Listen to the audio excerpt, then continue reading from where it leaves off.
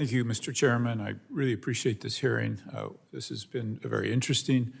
I think it should be very encouraging to the American people to hear the vast amount of bipartisan enthusiasm for this. I think we've heard today about a world where we see hundreds of nuclear plants by the year 2050 and perhaps even beyond that.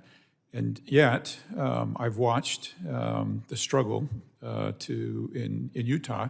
We have a project by UAMPS, Municipal Power Cities. There's also one that you two have referred to as Terra Power. I prefer to refer to it as Pacificor because that brings it back to Utah, even though the plant will actually go in Wyoming, but strong Utah ties there. And in the case of Pacificor, I think you see incredibly strong resources coming together to take every advantage of moving forward with permitting in a pretty powerful way. Yet in the example of UAMPS, you have a number of cities, some of which are in the tens of thousands of residents, not hundreds of thousands, very limited resources.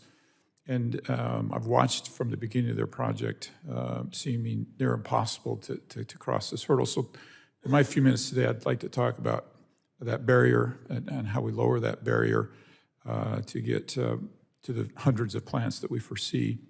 I have a bill, it's called the Advanced Nuclear Reactor Prize Act.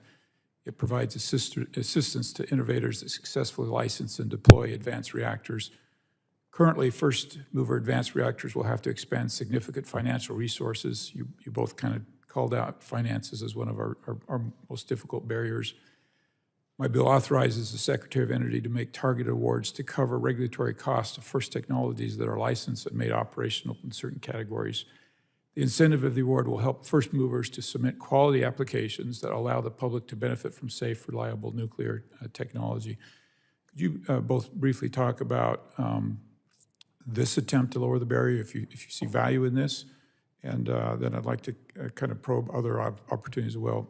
Mr. Norman, would you start first, Norman? Yeah, thank you, Congressman. The proposal that you mentioned, as I understand it, would provide the award after the completion of the regulatory review, and I think that's important to us. And you mentioned the quality applications. Quality applications are going to be critical to our being able to do efficient reviews. So I think having an incentive that supports that outcome is consistent with what we need to get our job done the best possible way. Thank you. Doctor? I agree strongly that helping to finance the licensing of those early movers is a very important incentive. We are doing that some already, like say through the UAMPS project. We help cost share the burden of doing the design certification for the U.S. was public-private partnership. Similarly with the Natrium reactor, the Pacificor reactor, as we'll say there. Similarly with that, we are cost sharing as they're going through the licensing process. So I think that cost sharing is important as far as moving forward. I'll even note that's what we did for the AP1000 that's built in Georgia.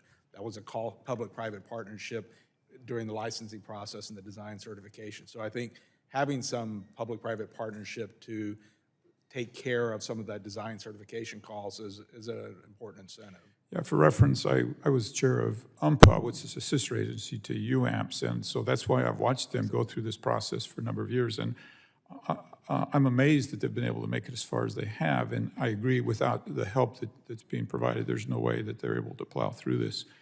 I've also seen in my current role, earlier we talked with another representative about the brownfield sites in this Pacificor project, and I can tell you firsthand as somebody who has a county called Carbon County in their district, how much enthusiasm and excitement there would be for this, and how many more goals would actually accomplish in addition to clean, reliable power, helping these communities that have been so devastated by a lot of this transition. So thank you for those efforts, and thank you for all you're doing.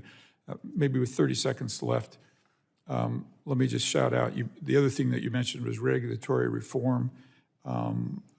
Somehow when the word regulatory reform is mentioned, all of us think of different things. I know some think of transmission, some think of pipelines, right? And we don't have time to explore that, but I would just like to put out there that that's a place where we do need to come together as Congress and get a broad consensus and move forward if we're going to lower this barrier. Thank you, gentlemen, for your time, and I yield.